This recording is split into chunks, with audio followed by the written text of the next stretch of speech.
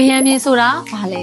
ကရန်မြေဆိုတာ Grandland ဆိုတဲ့အင်္ဂလိပ်စလုံးကဆင်းသက်လာတာဖြစ်ပါတယ်အ내အဓိပ္ပာယ်ကတော့မြေအမည်စာ Grand ကိုအစိုးရကဓာတ်ရိုက်ပိုင်ဆိုင်မှုအကျိုးခံစားခွင့်ပေးထားတဲ့မြေပိုင်ဆိုင်ခွင့်အကြီးဆုံးထောက်ထားဖြစ်ပါတယ်။ဘာလို့မြန်မာနိုင်ငံမှာဆိုရင်တော့အစိုးရကနှစ်30နဲ့နှစ်60ကရန်မြေဆိုပြီးတော့အစိုးရအငှားမြေဖြစ်သတ်မှတ်ထားပါတယ်။ကရန်မြေကွက်တွေရဲ့အာသာချက်ကဘာမှန်းဖြစ်မလဲ။ကရန်မြေပိုင်ရှင်ကအိမ်နဲ့အခြားသောအဆောက်အဦများစောင့်နိုင်တယ်။ကရန်မြေကိုအမြဲတမ်းအတွက်မျိုးဆက်အလိုက်ပေးဆောင်နိုင်တယ်။ခိုင်မာစွာအချိန်မရွေးရောင်းနိုင်တယ်။ချင်းငွေအတိုးပေးအနေနဲ့လုပ်ငန်းအတွက်သုံးနိုင်တယ်။တရားဝင်စာရွက်စာတမ်းများနဲ့ဥပဒေထောက်ခံမှုအပြည့်အဝရှိတယ်။ပုံစံခွန်105